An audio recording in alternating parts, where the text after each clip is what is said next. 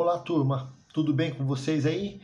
Turma, é o seguinte, agora uma pinceladinha na nossa conversa a respeito das causas suspensivas, dos impedimentos para o casamento e a capacidade para o casamento. Quem pode, afinal de contas, se casar, né?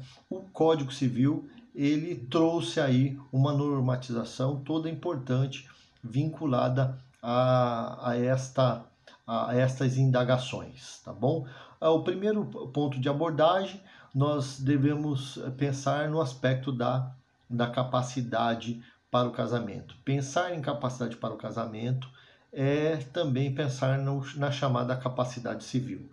Só tome um cuidado aqui, porque quando a gente pensa em capacidade civil, eu devo imaginar aí a capacidade civil a partir, para os atos da vida civil, a partir dos 18 anos, entre 16 e 18 anos, com a assistência dos pais responsáveis e o caráter de absolutamente incapaz abaixo de 16 anos. Bom, em relação ao casamento, podem se casar aquelas pessoas que têm entre 16 e 18 anos. Podem se casar.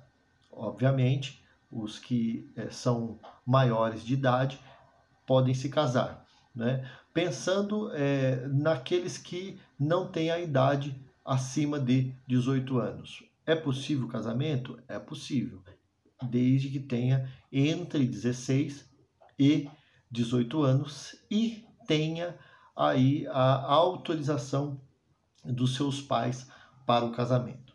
Tudo bem? Então, em não havendo autorização para os pais, se a falta de autorização se der por um motivo que não se justifica, é possível que uma pessoa que tenha esta idade núbil, entre 16 e 18 anos, que deseja se casar, que possa ter do juízo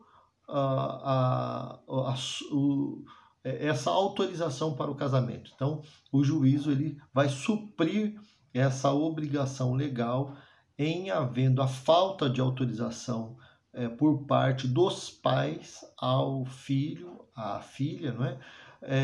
Que deseja se casar e essa autorização não vem por um motivo justo, tá bom? Mas a regra geral é que o casamento entre 16 e 18 anos é possível acontecer desde que os pais possam então praticar ali a autorização. Uma outra pergunta que é bastante recorrente nessas situações é se um dos pais autoriza e o outro não.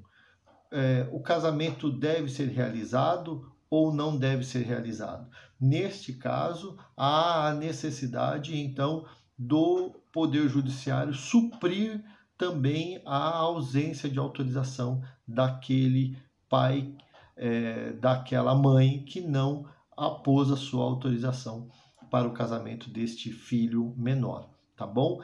Bom, existe possibilidade de casamento de criança ou adolescente até os 16 anos? A resposta é que não.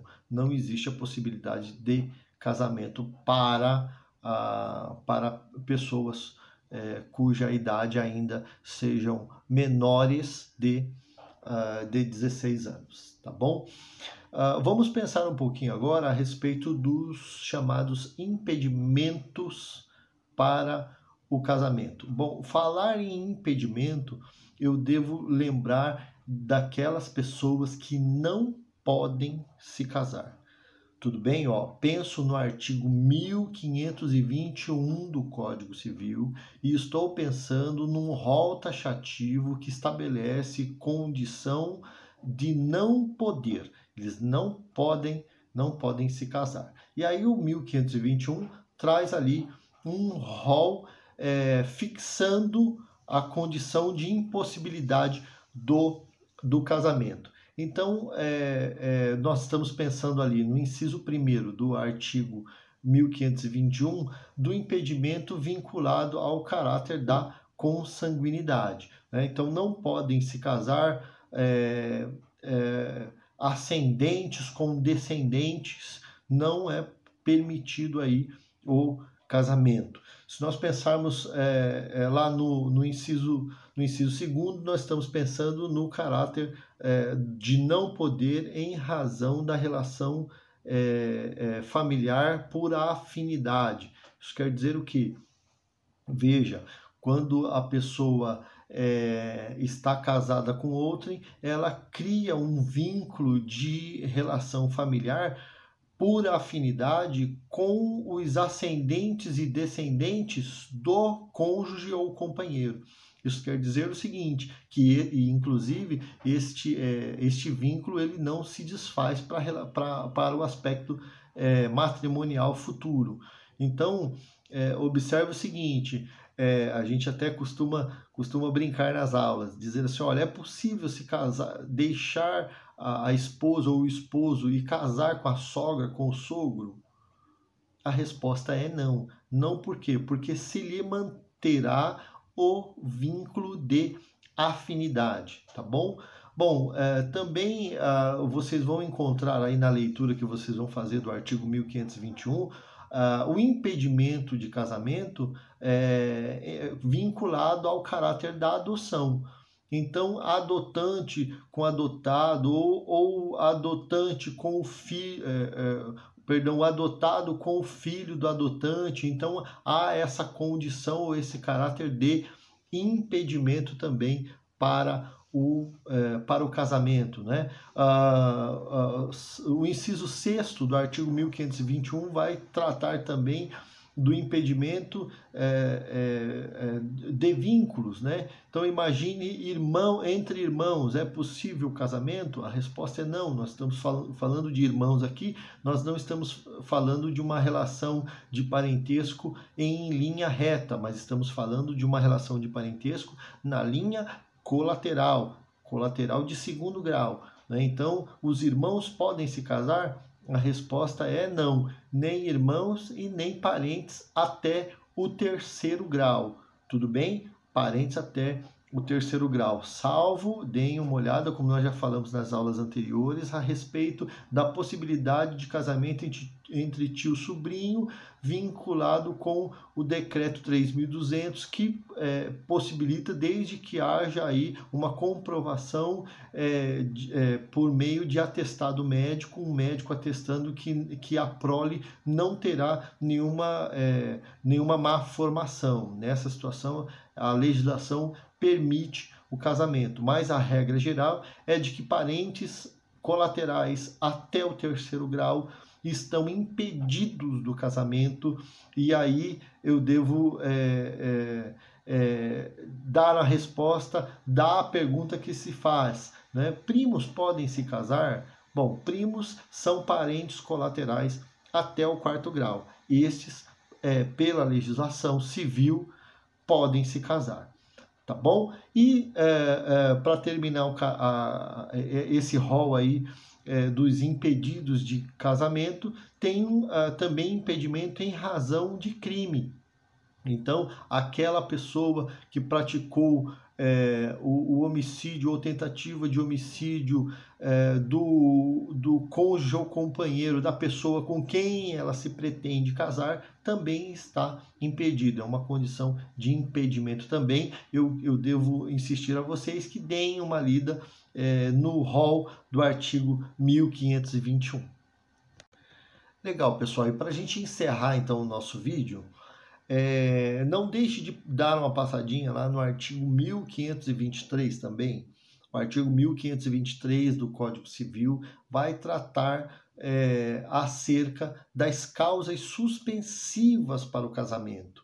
Causas suspensivas trazem uma condição de orientação a dizer o seguinte: olha, não devem se casar. Não devem se casar as pessoas que se encontrarem naquelas situações em que o artigo 1523 vai tratar, justamente para evitar uma condição de discussão vinculada ao aspecto patrimonial. Tá bom? A base precípua de orientação do artigo 1523 é justamente para impedir uma confusão patrimonial ou uma discussão em relação ao aspecto patrimonial. Então, nós vamos encontrar lá, por exemplo, uma orientação de que a mulher que desfez o casamento há menos de 10 meses para que ela não se case novamente. Qual é a orientação aqui nesse caso? A orientação é para que não haja um risco de dúvida a respeito de uma eventual prole que possa existir se a mulher estiver grávida, né?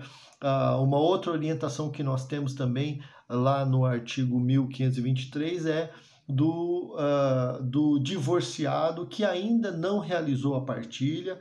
Então veja, é possível se divorciar e não realizar a partilha? Sim, é possível. É possível que se extingua o vínculo do casamento por meio do divórcio, extinguir o vínculo matrimonial, mas o aspecto patrimonial do casal ainda esteja em discussão ou ainda nem sequer foi levado em juízo ou extrajudicialmente para formalização da sua divisão. Neste caso também o conselho é de que aquele divorciado não se case enquanto não praticar o caráter aí da partilha, né? A impossibilidade também pelo tutor ou curador com o tutelado ou curatelado do casamento, enquanto houver a tutela ou a curatela, né? Também é uma condição